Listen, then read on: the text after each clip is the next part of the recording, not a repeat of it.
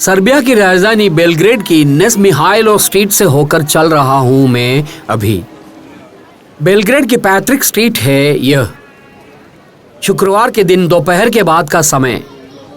Street पर लोग भरते जा रहे हैं। रास्ते की और कुर्सी मेज बिछा कर रखी रेस्तराएं, वे बियर गार्डन के नाम से जाने जाते हैं।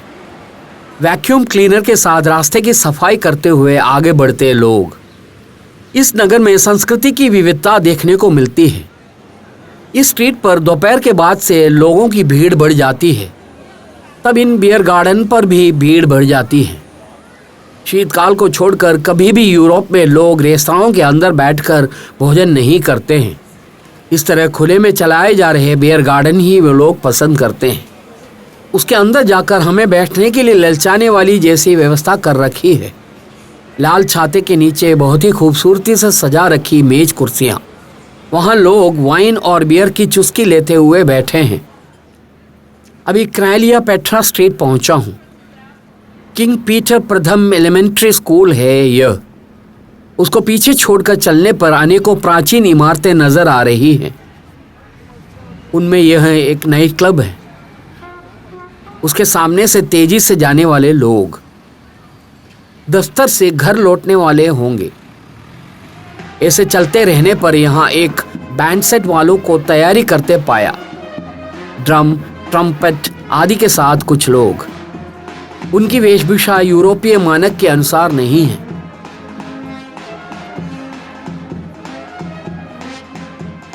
बैंड सेट वाले एक गिरजाघर के सामने खड़े हैं, सेंट मिखाइल कैथेड्रल के सामने। बहुत ही मजेदार लोग हैं। एक प्रदर्शन के बाद वो लोग विश्राम करने जा रहे हैं। कुछ त्योहार के अवसर पर ही इस प्रकार के बैंड सेट वाले गिरजाघर के आंगन में नजर आते हैं। कोई विवाह समारोह, बपतिस्मा समारोह आदि में से कुछ भी हो सकता है। यह है गिरजाघर। नगर में सबसे अधिक ऊंचाई पर इसी गिरजाघर का यह मीनार सिर ताने खड़ा रहता है। सेंट मिखाइल्स कैथेड्रल को ग्रैंड कैथेड्रल भी कहते हैं। बेलग्रेड सिटी सेंटर की तरफ आते हुए दूर से ही मैंने यह मीनार देखी थी। सर्बियन ऑर्थोडॉक्स सभा के पूरे देश के सबसे प्रमुख देवालय यही है। 1837 में स्थापित आराधनालय। मैंने गिरजाघर के अंदर प्रवेश किया। वहां कोई समारोह चल रहा है। गिरजाघर के अंदर का भाग बहुत शानदार है। काफी लोग जमा हुए हैं। 2 पादरी भी हैं। विवाह समारोह चल रहा है। जलती हुई 2 मोमबत्तियां हाथों में लिए वधू आ रही है। फर्श पर फैले हुए वस्त्र को पादरी ही उठाकर हटा रहे हैं। वो सादगी यहाँ की विशेषता है। सर्बिया की जनता के परंपरागत विवाह समारोह में ही बिना किसी निमंत्रण के मैं अभी भाग ले रहा हूं।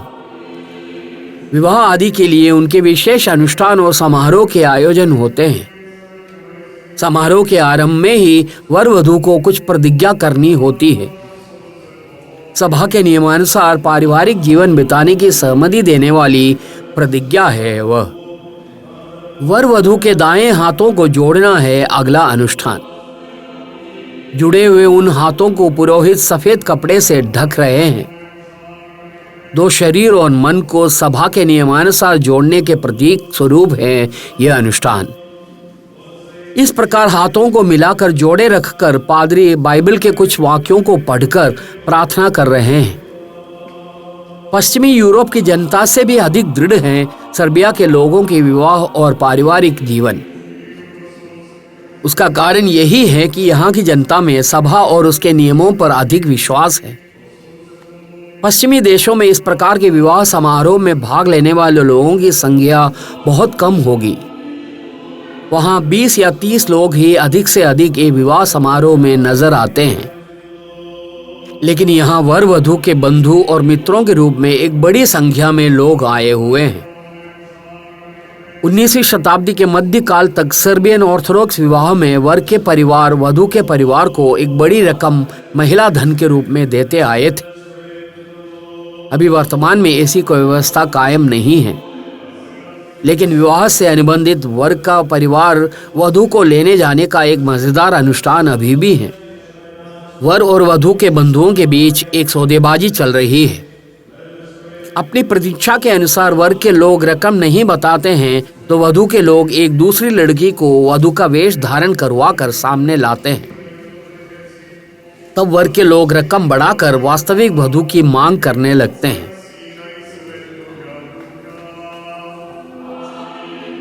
अभी पादरी लोग वर वधू को मुकुट पहना रहे हैं।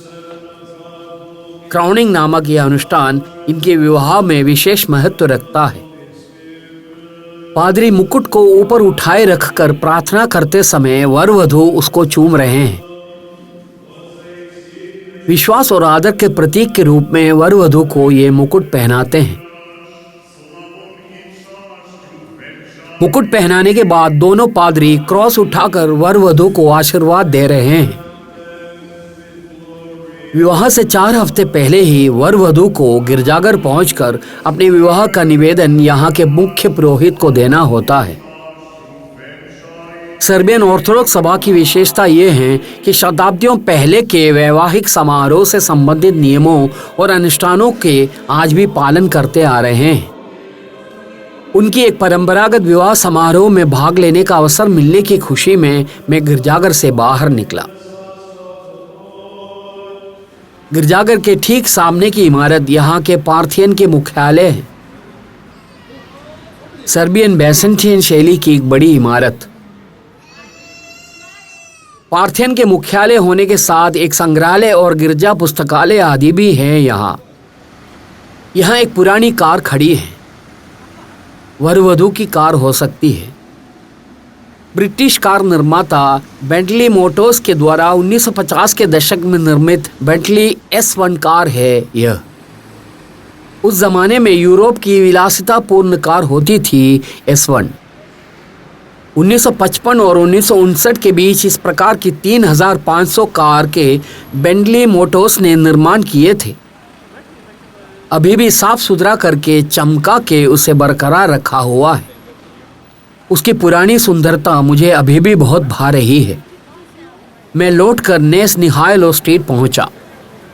डैन्यूब के किनारे के पुराने बेलग्रेड किले को लक्ष्य करके मैं आगे की ओर जा रहा हूं। यह रेजिसेवा नामक शॉपिंग मॉल दिख रहा है। मिहाइलो स्ट्रीट की पुरानी इमारतों के बीच में एक गलत वर्तनी के समान स्थित आधुनिक काल की इमारत। स्टील, ग्लास आदि से इसके निर्माण हुए हैं। यह कहना ठीक रहेगा कि पुराने नगर भाग को बिल्कुल भी शोभा न देने वाली एक इमारत है रेजिसेवा शॉपिंग मॉल। रास्ते की घड़ी दिखा रही है कि अभी समय 4 बजा है। नगर के प्राचीन इमारतों वाला भाग यहाँ समाप्त हो रहा है। उसके साथ ही सिटी पार्क आरंभ हो रहा है। नगर के पर्यटन केंद्रों की ओर की दिशा सूचिकाएं। यह यहाँ का पुस्तकालय है, बेलग्रेड सिटी लाइब्रेरी। 19वीं शताब्दी में निर्मित भवन है। 1986 से इस भवन में पुस्तकालय चलाए जा रहे हैं। नगर के एक प्रमुख होटल की इमारत हुआ करती थी उससे पहले। अनेकों पर्यटकों की आने की जगह भी है यह। उद्यान से और बेलग्रेड किले से लौटकर आने वाले लोग। पुस्तकालय के पीछे छूटते ही परिस्का स्ट्रीट आती है। उससे आगे सिटी पार्क। प्रादेशिक स्तर पर कले मिगदान पार्क नाम से ये उद्यान जाना जाता है। एक बहुत बड़ा उद्यान है वह। परिस्का स्ट्रीट पार करके जाते समय ट्रैम आते हुए देखे जा सकते हैं। इस नगर में अनेकों ट्रैम हैं, लेकिन पुराने नगर के रिपब्लिक स्क्वायर की तरफ ट्रैम नहीं चलती है। मुझे लगा कि पुराने नगर के ठीक बाहर से इसकी सेवा चलती है। एक टीला उतरकर तराई की ओर ट्राम जाती दिख रही है। यहाँ खड़े रहने पर बेलग्रेड नगर की धरती का आकार नजर आ रहा है। पीछे मुड़ के देखने पर स्ट्रीट के उस पार पुस्तकालय, उसके पार ऐतिहासिक इमारतें, समकालीन कला संग्रहालय और अन्य कई संस्थाएं इस रास्ते के किनारे पर स्थित हैं। पुराने नगर की इमारतों के नज़ारे इसके साथ समाप्त हो रहे हैं। यहाँ से उद्यान का आरंभ होता है। कले मैगदन पार्क। उसकी एक तरफ के रास्ते पर उपहारों की अनेकों दुकानें। ये दुकानें ये सूचना देती हैं कि यहाँ काफी संख्या में पर्यटक के आना जाना लगा रहता है। स्थानीय निवासियों के द्वारा ये चीजें खरीद कर ले जाने की संभावना बहुत कम है। उपहार की विभिन्न प्रकार की वस्तुएं, उन्हें देखने पर सब में से एक एक खरीदने का मन करता है। टी शर्ट, बैटरी, सर्बिया की परंपरागत हस्तशिल्प वस्तुएं, ऊनी टोपी, चप्पल आदि सब हैं। अनेकों दुकानें। कलेमेगदान पार्क में लोगों के स्वागत करने वाली ये दुकानें ही हैं। अच्छी बिक्री होती होगी। दुकानों की इतनी अधिक संख्या वही दर्शाता है। बेलग्रेड के सबसे बड़ा और सुंदर है कलेमेगदान उद्यान। 1867 में तुर्कियों ने बेलग्रेड के ऊपर के अधिकार को त्याग कर जाते समय ही यहाँ एक उद्यान के निर्माण की बात सोची होगी। आरंभ काल में बेलग्रेड के आवासीय क्षेत्र और बेलग्रेड किले को अलग करने वाला एक मैदान यहाँ होता था। कलेमेगदान एक टर्किश शब्द है। किले के समीप के युद्ध भूमि है उसका अर्थ। उद्यान के अंदर की ओर मैं चला। 130 एकड़ जमीन में व्याप्त उद्यान। वहां सब तरफ उपहारों की दुकानें। बैटरी से काम करने वाली छोटी ट्रेन उद्यान से होकर दौड़ रही है। ये केवल पेड़ों से भरा उद्यान नहीं है। 8 पैविलियन, म्यूजिक पैविलियन, चिड़ियाघर, ऐतिहासिक स्मारक आदि सब उद्यान के विभिन्न भागों पर स्थित हैं। उन सारी जगहों पर इन खिलौना ट्रेन से जा सकते हैं। हरित शोभा वाले उस उद्यान में इसकी सवारी करते हुए जाने में भी एक मजेदार अनुभव है। वो सामने की तरफ एक किला दिख रहा है, बेलग्रेड किला। किले के अंदर जाने के लिए मुख्य रूप से 2 रास्ते हैं। उनमें से एक के सामने का करादोरदेस गेट सर्बिया को अपने अधीन किए ओटोमन साम्राज्य की सेना से युद्ध करके किले को फिर से अपने कब्जे में करने वाले सर्बिया के नेता करादोरदे का नाम इस गेट को दिया गया है। एक बड़े खाई के ऊपर से लकड़ी का पुल बना हुआ है। 4 दीवारी के उस पार बेलग्रेड किले में सैनिक आवश्यकताओं के लिए उपयोग की गई इमारत है। वह अभी उसमें सैनिक संग्रहालय चलाए जा रहे हैं। 1878 में यह संग्रहालय अस्तित्व में आया था। यहाँ खाई के ऊपर से 17वीं शताब्दी में ही एक पुल बना हुआ होता था। आवश्यकता पड़ने पर उसे किले के अंदर की ओर खींच कर रख सकते हैं। मैं पुल के ऊपर से करादोरदेस गेट की ओर बढ़ा। इसके अंदर किले के पुराने नगर भाग हुआ करते थे। यह गेट 18वीं शताब्दी के मध्यकाल के दौरान बनाया गया था। उसकी दोनों ओर पहरेदारों के बैठने के कमरे आदि बने हुए हैं। पक्की ईंट से बनी विशाल 4 दीवारी। उसके समीप से होकर चलने पर दूर सहात टावर नामक मीनार नजर आ रही है। वह एक घंटाघर है। यह ग्रेट रेवेलियन गार्ड हाउस नाम से जाना जाता है। बेलग्रेड किले के अंदर सबसे अंत में इसी का निर्माण हुआ था। इस इमारत को अलग अलग काल में अलग अलग काम निभाने होते थे। सबसे पहले गार्ड हाउस, दूसरे विश्व युद्ध काल के दौरान सैनिक अस्पताल, 1957 से museum of foresting and hunting. उसको पीछे छोड़कर चलते समय इन्नर स्टैम्बुल गेट नामक एक दरवाजा नजर आ रहा है। बेलग्रेड किले का सबसे प्रमुख गेट यही है। ये गेट किले की दूसरी 4 दीवारी पर स्थित है। इस तरह के अनेकों गेट पार करके ही किले के अंदरूनी भाग पहुंच सकते हैं। 1717 और 1736 के बीच ही बड़े पत्थरों के उपयोग से इस गेट का निर्माण किया गया था। इन्नर स्टैम्बुल गेट एक बड़ी निर्मिती है। इसके भी दोनों ओर के कमरे किले के चौकीदारों के कमरे हुआ करते थे। आग की भट्टी तक की सुविधाएं उन कमरों में होती है। ये बेलग्रेड मेरी थोड़ी देर पहले चलते रहे चौक या स्ट्रीट नहीं है। वास्तविक बेलग्रेड तो इसी किले के अंदर स्थित है, जो कि उसके परंपरागत भाव के साथ स्थित था। पत्थर और पक्के ईंट से बना एक विशाल भवन है यह। ओटोमन शासनकाल के दौरान ही गेट की दोनों ओर बने कमरों को पूरी तरह से उपयोग किए गए थे। विविध ओहदों वाले सैनिक अफसरों से लेकर गार्डों के विश्राम कक्ष तक यहाँ इसके अंदर होते थे। इस्तांबुल गेट पार करते ही सामने एक अन्य गेट और एक मीनार नजर आ रहे हैं। वह क्लॉक गेट है। किले के घंटाघर के नीचे है वह गेट। घंटाघर साहत मीनार नाम से जाना जाता है। गेट, घंटाघर आदि 17वीं शताब्दी की निर्मिती है। किले की दीवार कई परतों में बनी हुई है। यहाँ भी एक खाई है, उसके ऊपर लकड़ी का पुल से होकर चलते समय खाई में तोपें, बंदूकें आदि नजर आ रहे हैं। ये सैनिक संग्रहालय के भाग वाला प्रदर्शन ही है। 1878 से लेकर किले के अंदर एक सैन्य संग्रहालय चलाया जा रहा है। पुल पार करके क्लॉक गेट पहुंचा। गेट की दोनों तरफ पहरेदारों के कमरे बने हुए हैं। यह बेलग्रेड किले का मुख्य दरवाजा हुआ करता था। इस दरवाजे के पार जाते ही पुराने नगर में पहुंचना ही उसका कारण है। इस तरह मैं भी पुराने बेलग्रेड नगर पहुंचा। यह प्रदेश अपर टाउन ऑफ बेलग्रेड नाम से जाना जाता है। पहले यहाँ बेलग्रेड नगर रूपीकृत हुआ था। पुरातात्विक अनुसंधानों से पता चलता है कि अनेकों शताब्दियां पहले यहाँ आवास हुआ करते थे। अभी इस प्रदेश को एक विशाल उद्यान में तब्दील कर रखा है।